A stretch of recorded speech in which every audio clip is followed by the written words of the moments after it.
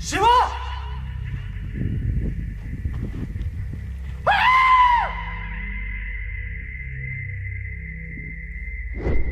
Temples. What's there inside? Just a stone, is it? Let's forget that it's God for some time. Let's talk science, okay? Let's look at the stone as a stone. Keep your gods aside for a while. I'll tell you the basics, listen. If you look at the temple structure, deep inside the sanctum sanctorum, all you will find is a stone. 6 to 7 feet or 9 feet, including the pedestal, etc. A whole lot of people are ridiculing why this much decoration to a stone. What's there in it?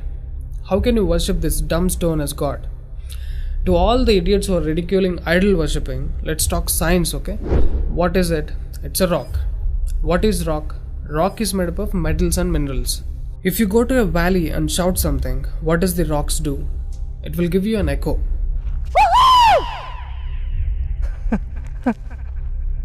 It's an open place. The sound travels, hits the rock and throws it back. This phenomena is called echo and it's scientifically proven, everybody knows it.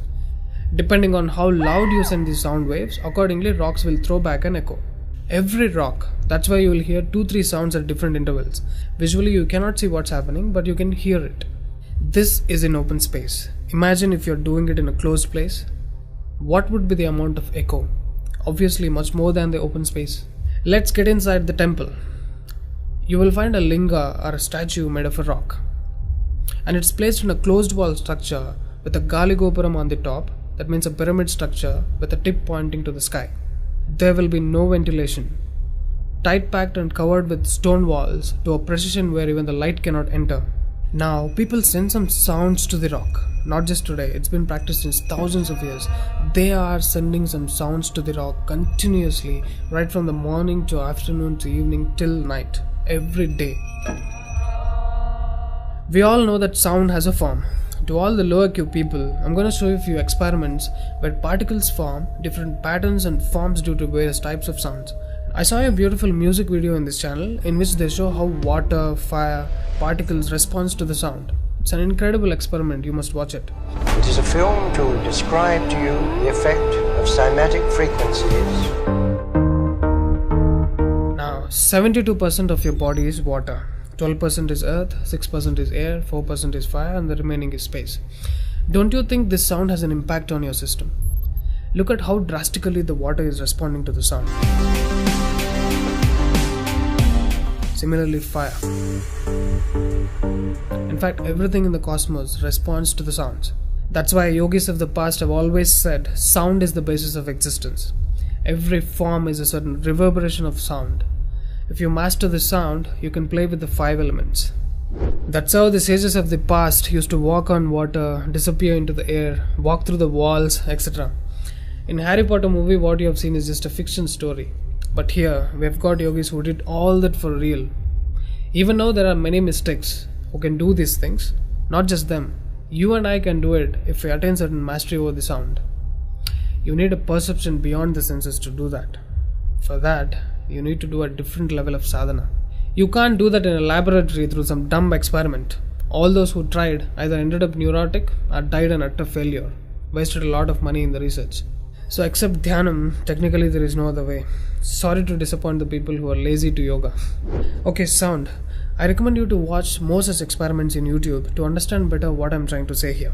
Inside the temple, they chant some mantras. What happens is, the sound will touch the stone and bounce back in different directions. Because it's a closed room, the sound has to pass out through the main door. And whoever is standing in front will be completely soaked in that energy. Now, what do they chant? Vishnu Sahasranamam in the morning and Lalita Sahasranamam in the night. There is Shivopasana Mantram, Lingastakam, Am Namah Shivaya, Nirvana Shatakam, etc., which will have different impacts on the human system.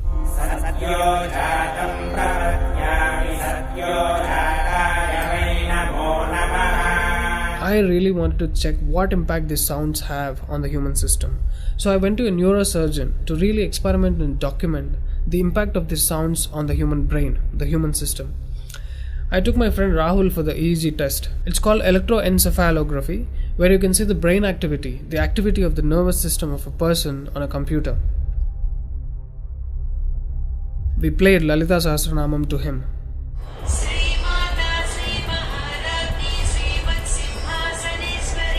Rahul, relax your face. ఒకసారి first నుంచి చూసాను.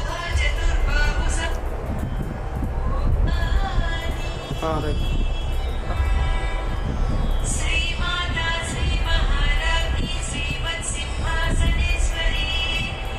The kind of parasympathetic differences that he is getting is anonymous.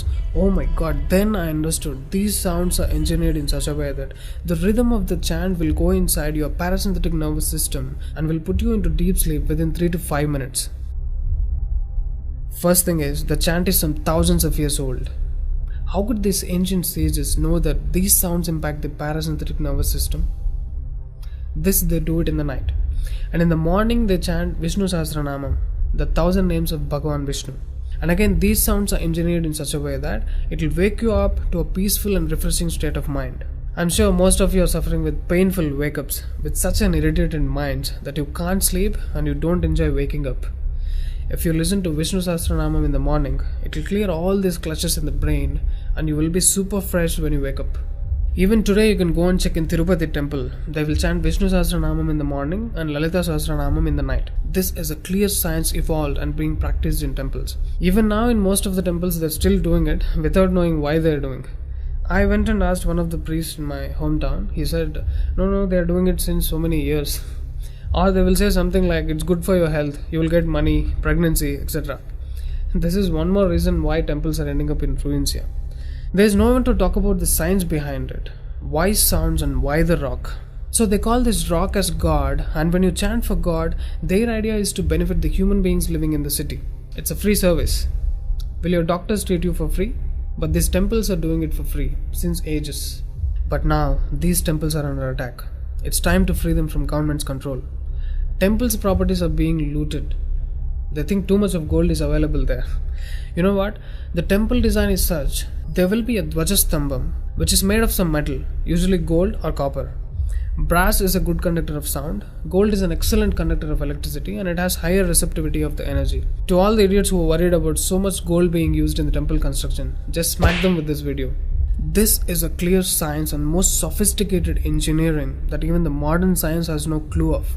There is much more to the design of the temple. The design is such, the energy waves reverberated by the gopuram will pass straight and touch the antenna kind of arrangement here and stored in the energy format. People are supposed to touch it. A lot of people touch their heads without knowing why they are doing it. And then you are supposed to walk into the space which is filled with this energy transmitted by the rock inside. Doesn't matter whether you are a Muslim, Hindu or a Christian, you can't escape the energy. You will be basked in the glory of that energy. You can actively feel the difference after you pass through the path. And this design is not there in a mosque or a church.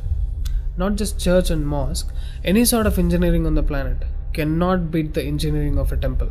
It's incomparable. How many of you are aware of these sciences? Now what do you call the idiots who ridicule idol worshipping? Do you think they have got brains? Those who are urinating on the idols and those who are inspiring people to demolish temples, do you think they qualify to be human beings? The animal nature is still alive in them, or they must be living evils. Let me not end it here. I wanted to give it furthermore. Modern science is still in infancy when compared to the science and technology used in temple construction. I'm sure you watched Praveen Mohan's channel. He has done a mind-blowing work on temples. Watch these videos, you will get to know things which modern science has no clue of. These were constructed thousands of years ago. What was taught in schools and universities in the name of science is a ridiculous crap. Today is a generation of idiots who do all kinds of drink and drug to put this body into sleep. What a circus they do. Any drunkard on the planet is a certified fool because you're ruining the system in order to rest it. When there is such a beautiful way to rest your system, you find drink and drug as an alternative is the dumbest thing to do. The government's encouraging drink in order to balance the income of the state. It must be the epitome of stupidity. What a horrible way to run a state. And these governments are handling the temples. Oh God, now it's time to remember the God inside the rock. It's not just a dumb stone. There is a huge science behind consecrating a rock into deity. Any number of mystics have infused their life energies into a rock and make it function like a living being. Sadhguru is the living example of a mystic who consecrated Dhyanalinga. You know what? For most people, it's not just a stone, it's a living being. There are devotees who can talk to the deity and get things done in the world. Low IQ idiots who got educated from the convent schools or those who muddle their minds with all kinds of sacred books cannot understand these devotional aspects of life. There are temples to solve every damn problem. Those problems which your doctors cannot solve. Your psychological imbalances, bipolar, neurotic, whatever. Now, these temples are in ruins. I get tears in my eyes when I look at the condition of these temples. These engineering marvels, which acted as powerful devices to communicate with the cosmos, download the energies from various places of the galaxies, are now in such a horrible condition. Idiots have no idea what these temples are made for. Worst, temples are under government's control. Temple funds are being misused like hell. Temple properties are being sold. Churches are being constructed in those places. Why? Can we all keep the fights aside and unite for the cause? Free temples from government control. Don't think your gods will come and save the temples. You should wake up and do something now. Wherever you are, whoever you are, whether you're a Muslim, Christian or a Hindu, please become a part of the movement. Free temples from Sarkar.